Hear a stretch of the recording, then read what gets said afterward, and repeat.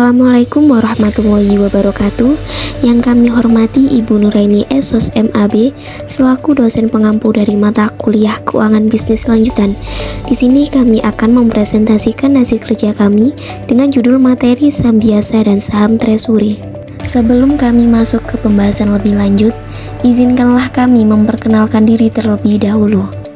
Yang pertama, EKP Nur Azizah dengan NIM 2021 69021. Yang kedua, Cici Dwi Cahyaning Tias dengan NIM 2021 69034. Dan yang terakhir, saya sendiri Amalia Rifda Oktavia dengan NIM 2021 69036. Langsung saja untuk materi pembahasan yang pertama akan dijelaskan oleh Cici Dwi Cahyaning Tias. Badannya dipersilahkan. Saham adalah satuan nilai atau pembukuan dalam berbagai instrumen finansial yang mengacu pada bagian kepemilikan.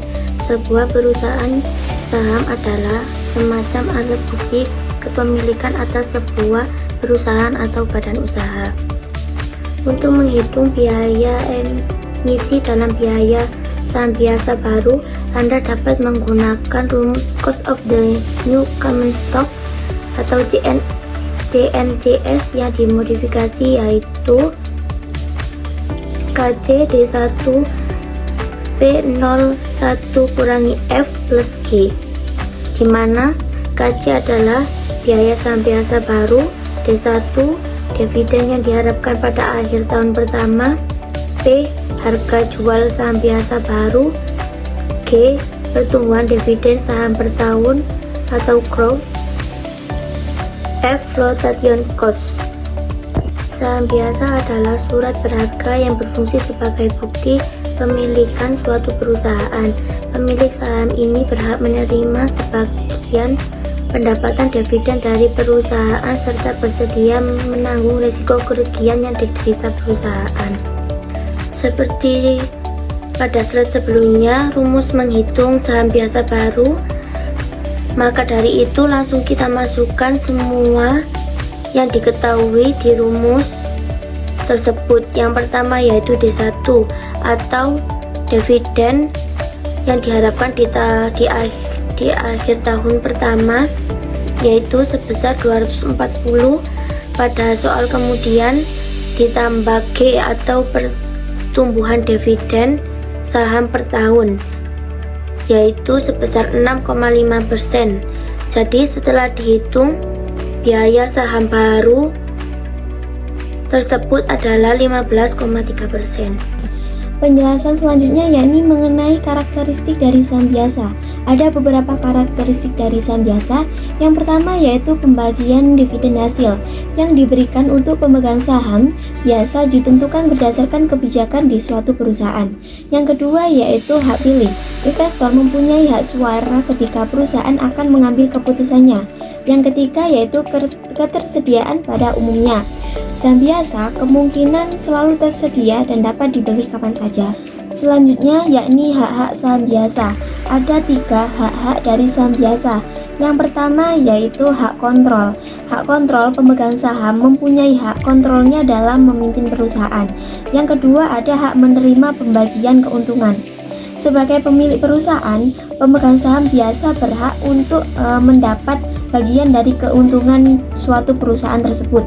Yang ketiga yaitu hak preemptif, yaitu merupakan hak untuk mendapatkan presentasi kepemilikan yang sama jika perusahaan mengeluarkan tambahan lembar saham dari perusahaan. Untuk selanjutnya yaitu keunggulan dan kelemahan dari saham biasa. Keunggulan dari saham biasa, yang pertama, saham biasa tidak memberi dividen tetap. Yang kedua, saham biasa tidak memiliki tanggal jatuh tempo tertentu. Yang ketiga, saham biasa menyediakan landasan penyangga atas rugi yang diderita para kreditornya. Yang keempat, saham biasa dapat pada saat-saat tertentu seperti dijual lebih mudah dibandingkan bentuk hutang lainnya. Yang terakhir yaitu pengembalian yang diperoleh dari saham biasa dalam bentuk keuntungan modal merupakan objek tarif pajak penghasilan yang rendah. Selanjutnya yaitu kelemahan dari saham biasa. Beberapa kelemahan dari saham biasa yaitu penjualan saham biasa dapat meningkatkan hak suara yang dimiliki oleh para pemegang saham. Yang kedua, saham biasa lebih banyak memberi hak untuk memperoleh laba kepada pemilik perusahaan tersebut. Yang ketiga, biaya penanggungannya dan PEM distribusi saham biasa.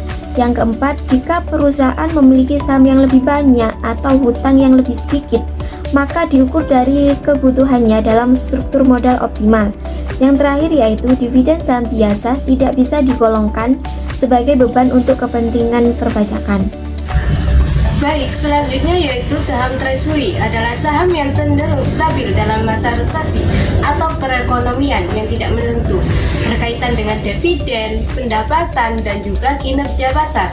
Atau dengan kata lain, saham treasury adalah saham yang dikeluarkan oleh perusahaan yang telah dibeli kembali oleh perusahaan itu sendiri. Dan kemudian saham treasury ini disimpan dalam kas perusahaan atau bisa juga disetor ke dalam akun modal.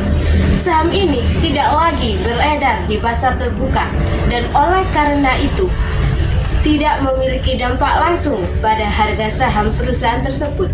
Saham treasury cenderung lebih stabil selama masa resesi atau tidak ada kepastian ekonomi.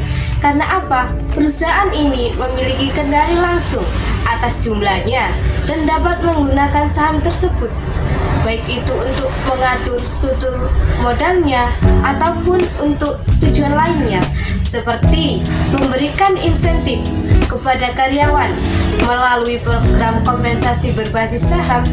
Dan juga perusahaan yang memiliki saham treasury merupakan perusahaan yang fleksibilitas, karena dalam manajemen keuangan mereka dapat membantu mengurangi tekanan pada harga saham selama periode volatilitas pasar. Yang selanjutnya yaitu karakteristik yang dimiliki oleh saham treasury. Yang pertama yaitu milik perusahaan. Saham treasury dimiliki oleh perusahaan itu sendiri setelah dibeli kembali dari pasar. Ini berarti perusahaan adalah pemegang saham dan memiliki kontrol penuh atas saham tersebut. Yang kedua, tidak beredar di pasar. Saham treasury tidak beredar di pasar saham umum. Mereka disimpan oleh perusahaan sebagai aset sendiri dan tidak dapat diperdagangkan oleh investor atau publik pada umumnya. Yang ketiga yaitu tidak memberikan hak suara. Dalam artian, saham treasury ini umumnya tidak memberikan hak suara dalam rapat pemegang saham perusahaan.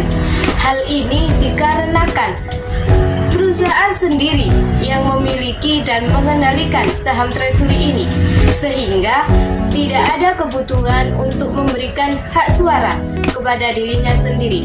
Kemudian karakteristik yang keempat yaitu tidak berhak atas dividen.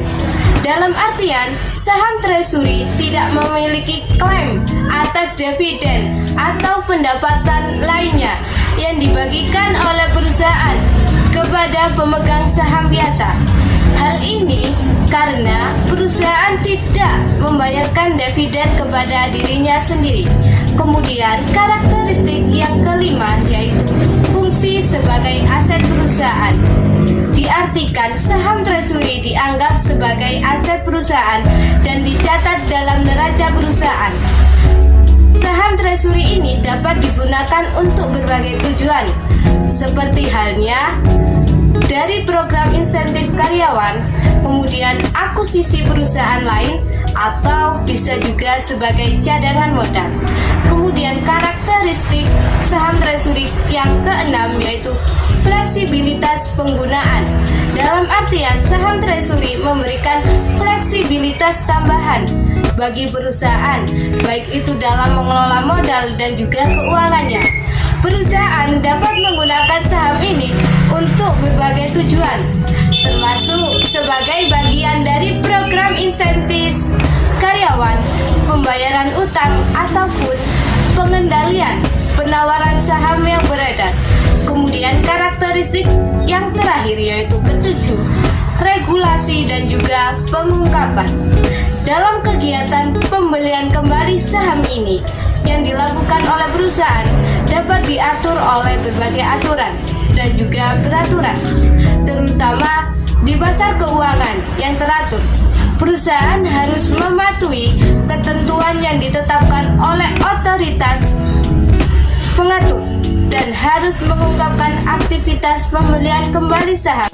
Kesimpulan pada presentasi kali ini yaitu saham adalah satuan nilai atau pembukuan dalam berbagai instrumen finansial yang mengacu pada bagian kepemilikan sebuah perusahaan. Atau saham juga bisa diartikan sebagai satuan nilai pembukuan dalam berbagai instrumen finansial yang mengacu pada bagian kepemilikan sebuah perusahaan. Saham biasa adalah surat berharga yang berfungsi sebagai bukti pemilikan suatu perusahaan. Dan juga saham treasury yang merupakan saham yang cenderung lebih stabil dalam masa resesi ataupun perekonomian yang tidak menentu, yang berkaitan dengan dividen, pendapatan, dan juga kinerja pasar. Itulah beberapa penjelasan materi dari kelompok kami. Apabila ada salah kata, mohon maaf yang sebesar-besarnya. Wassalamualaikum warahmatullahi wabarakatuh.